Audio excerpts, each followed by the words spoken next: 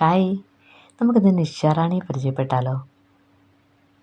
White കളറിലും of white കളറിലും yellow കളറിലും പിന്നെ ഈ പർപ്പിൾ കളറിലുമൊക്കെ കാണപ്പെടുന്ന ഒരു മനോഹരമായ കുഞ്ഞി കുഞ്ഞി പൂക്കളുള്ള നിറയെ സൗരഭ്യം പരത്തുന്ന ഒരു പൂവാണ്, അല്ലെങ്കിൽ ഒരു പൂച്ചെടിയാണ് നിഷാറാണി.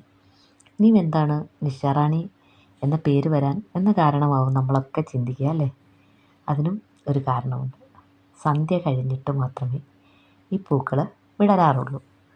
എന്നിട്ട് നേരം വെളുത്ത് 7 മണിക്ക് മുമ്പ് തന്നെ ഇവ മടങ്ങി പൂർവ്വസ്ഥിതിയിലേക്ക് പോകും.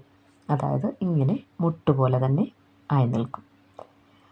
അപ്പോൾ ഭയങ്കര ക്യൂരിയോസിറ്റി ആയിരുന്നു കേട്ടോ ഇത് വിടരുന്നത് കാണാൻ. എന്നും ചെന്നിട്ട് ഇതിൻ്റെ ചുവട്ടിൽ നോക്കും. അപ്പോൾ ഇന്നലെ ആയപ്പോഴേക്കും നിറഞ്ഞ മുട്ടുകൾ വിടരാൻ വെമ്പി നിൽക്കുകയാണ്. ആദ്യമായിട്ട് വിടരുകയാണ് ഈ ഒരു സീസണിൽ. അപ്പോൾ എനിക്ക് കാണാനുള്ള ആ ക്യൂരിയോസിറ്റി കാരണം ഒരു കമ്പ് കട്ട് ചെയ്ത് വീട്ടിൽ കൊണ്ട് വെള്ളത്തിനകത്ത് ഇറക്കി വെച്ചു. അപ്പോൾ 8 മണി 8:30 ആയി കഴിഞ്ഞപ്പോഴേക്കും ഭയങ്കര സൗരഭ്യം വീടിനുള്ളിൽ നിറയെ. അങ്ങനെ ഈ ചെടിയെ നിങ്ങൾക്കും കൂടെ പരിചയപ്പെടുത്തി തരാം എന്ന് വിചാരിച്ചു. അപ്പോൾ ഈ ചെടിക്ക് വേറെ കുറേ പേരുകളും കൂടെ ഉണ്ട് കേട്ടോ. ഇവ വെസ്റ്റ് ഇൻഡീസിലെയും തെക്കനേഷ്യയിലെയും ഒരു തദ്ദേശ സസ്യമായി കണക്കാക്കപ്പെടുന്നുണ്ട്. ഇത് നമ്മൾ പല പേരുകളിൽ അറിയപ്പെടുന്നൊരു സസ്യമാണ്. പലയിടങ്ങളിൽ പല പേരിലാണ് അറിയപ്പെടുന്നത്. ഹസ്നാഖെന എന്ന ഒരു പേരുണ്ട്. Lady of the night, queen of the night, night blooming jasmine, അതാണ് എല്ലായിടത്തും അറിയപ്പെടുന്ന ഇവരെ പരിചയപ്പെടുത്താൻ പറ്റിയ ഒരു പേര്.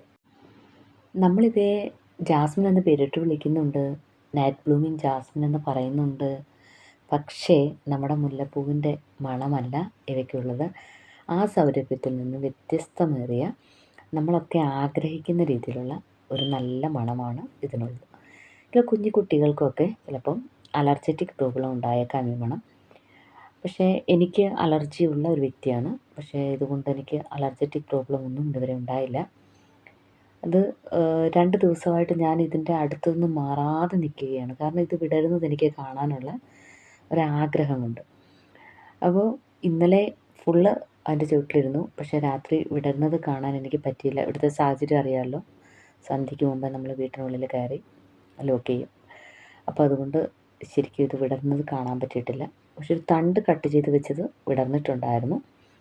അപ്പോൾ അതുകൊണ്ട് എനിക്കൊരാഗ്രഹം, എന്ത് വന്നെന്ന് പറഞ്ഞാലും ഇന്ന് ഈ പൂക്കൾ വിടർന്നിട്ട് നിങ്ങളെ ഞാനത് കാണിച്ച് തന്നിരിക്കുമെന്നത്. എനിക്കിത് കാണാനുള്ള ആഗ്രഹം ഉണ്ടായിരുന്നു, നിങ്ങളിലേക്കത് എത്തിക്കാനുള്ള ആഗ്രഹം ഉണ്ടായിരുന്നു. അങ്ങനെ നമ്മുടെ ജാസ്മിൻ കുട്ടി വിരിഞ്ഞിട്ടുണ്ട്. ഇങ്ങനെയാണ് ഇവ വിടർന്നു കഴിഞ്ഞാലിരിക്കുന്നത്. ഞാൻ പറഞ്ഞില്ലേ, വളരെ പൊടിപ്പൊടിയായിട്ടുള്ള പൂക്കളാണ്. ഇപ്പോൾ ഇവിടെ എങ്ങും നിൽക്കാൻ വയ്യാത്ത രീതിയിലുള്ള മണമാണ് കേട്ടോ. എങ്ങനെ നിങ്ങളോട് പറയണമെന്നറിയത്തില്ല. എന്നെ അടിമുടി മണക്കുന്നുണ്ട് ഈ പൂവിൻ്റെ മണം കാരണം. ഞാൻ ഇതിൻ്റെ ഇടയിലൂടെയൊക്കെ കയറി ഇറങ്ങി സഞ്ചരിച്ചു. കുറേ നേരം അതിൻ്റെ ചുവട്ടിൽ നിന്നു. നിങ്ങൾ കാണുന്നുണ്ടല്ലോ, ഇപ്പോൾ ഇവിടെ 8:15 ഒക്കെ ആയിട്ടുണ്ട് രാത്രി. അപ്പോൾ ആ ഒരു ടൈമിലാണ് ഞാൻ ഈ വീഡിയോ എടുത്തുകൊണ്ടിരിക്കുന്നത്. അപ്പോൾ ഈ പൂക്കൾ കണ്ടിട്ടുള്ളവരും കണ്ടിട്ടില്ലാത്തവരും, ഈ പൂക്കൾ ഇഷ്ടപ്പെട്ടവരും, ഇതാദ്യമായിട്ട് കാണുന്നവരൊക്കെ ആയാൽ തന്നെയും ഇതിൽ ഒന്ന് കമൻറ്റ് ചെയ്തേക്കുക.